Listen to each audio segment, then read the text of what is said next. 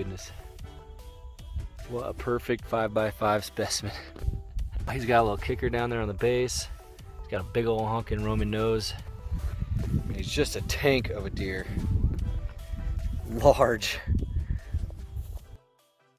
So yesterday I ended up shooting a deer with my bow on a spot and stalk adventure. I actually snuck in. He was in his bed by himself. It's the middle of the rut, but he was by himself. I had this ultimate predator decoy. Thought I spooked him at first, so I threw up that decoy, and he just kind of looked at it and was like, oh well, it's a deer. And actually eventually that thing was staring at him so much because I left it up, he was like, what the heck, I'm gonna come check it out. So I wasn't able to get it on film because he actually stood up and went below the horizon where I was at and went down a valley. It would have been impossible to get it on film. I ended up shooting down at 50 yards, and I hit him up front, and a coyote actually chased him for a while.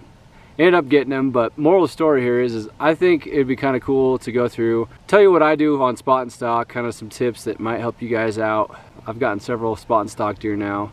Antelope is what's really prepped me for the deer hunting, because antelope's a whole nother level, but there's some things you can do to be successful while spot and stalk hunting, and we're gonna go through some of them right now.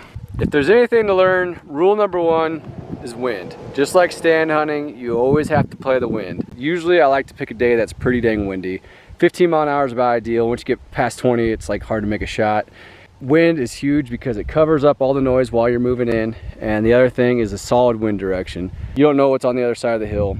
You need to come up, always have the wind in your face. If you get a deer that's downwind of you, no matter what, it's gone. You have to work into the wind and always play it right. And when you actually have a pretty solid windy day, that makes that job a lot easier. I always have a face mask. As you can tell, my face is pretty red. But you throw a face mask on, and that is a lot less obvious when you're coming over the horizon and peeking up. It's a lot less visible than that. Next that I've found is really helpful is a nice pair of pants that are actually slim and tight. Baggy clothes really like to drag on limbs and whatever, make a lot of noise. If you got yourself a nice pair of tight pants that are slick, you don't have to worry about that as much. You can also tell I have cowboy boots. I feel like the flat bottoms are a little more quiet than your normal hiking boots. And I'll actually slip off in extreme situations. You can slip those boots off. It's a lot more quiet in the sand and dirt and on the twigs. Slip on and off pretty dang easy. Another thing I found super handy with spot and stalks is a bino harness. You have everything. You have your rangefinder, binoculars in there. You can have a wind indicator. I have my permit, extra battery for camera. And if you want, you can stick a water bottle in there, and then you have everything in one spot. It's a lot less weight than a whole backpack. So this ultimate predator decoy is huge in spot and stalk. I found this out yesterday. I pop over the hill, got busted, and threw this thing up, and several times it just calmed them down. They're like, oh well, no concern. Another thing I really find clutch is taking the quiver off the bow. This way you can make a long shot if you need to without the extra weight, as well as it's just not catching on all the branches and stuff when you're making a stalk, and arrows aren't popping off. There's nothing worse than doing something like that. Shooting long range, I am very comfortable out to 80, and I've made those shots. You really want to try to practice is a little bit longer range, at least 50, 60.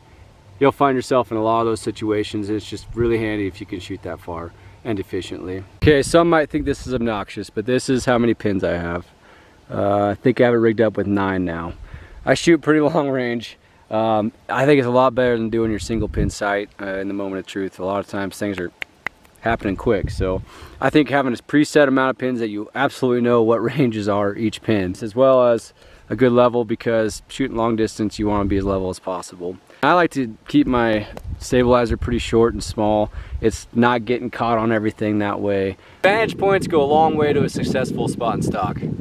I like to get up here in the morning and just kind of get a read on where things are bedding. Good idea where he's at, you can make your best move, your most efficient move, and get a good shot off. Things go a lot more smooth when you can just see and get a read for a while. As you're coming up over ridge, you gotta make dang sure you're going slow, left and right, come up a little higher, just to the point to where you know you're safe and there's nothing there. And if there is something, come down slowly, get your stuff situated, and go from there. When you're coming up to a spot where you think there's a deer, is make sure you're picking the spots that aren't going to be loud.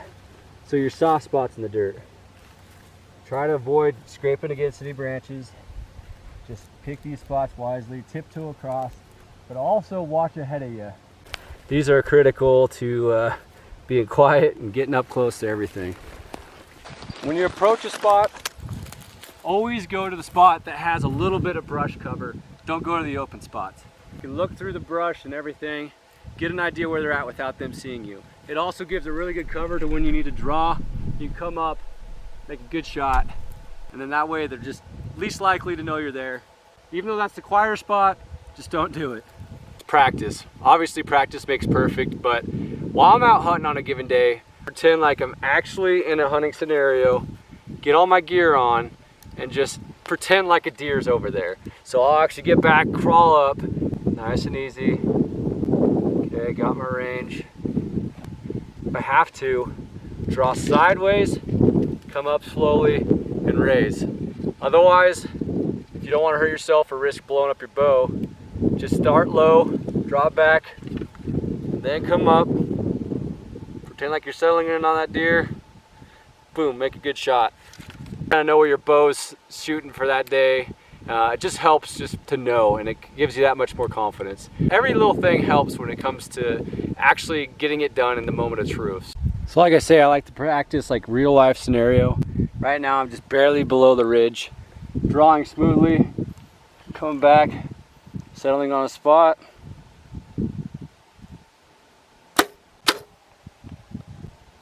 And letting it rip.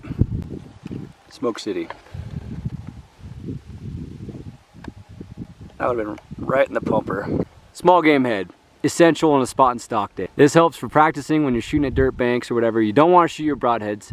Dirt will dull the broadheads really quick. Small game head like a judo, a G5, rubber blunt, any of those. Lots of fun, good practice. You can shoot prairie dogs, even a grouse if you want to bring one home.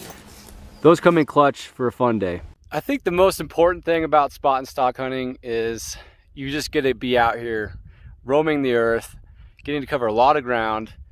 You never know what you're gonna find. Sheds, critters. You just get to see a lot of things. I've ran into random porcupines out in the middle of plains. But yeah, I mean, dang. Can you beat it? Just endless expanses of God's green earth to roam. Thanks for watching this episode. The spot and stalk. I don't know, it's just awesome.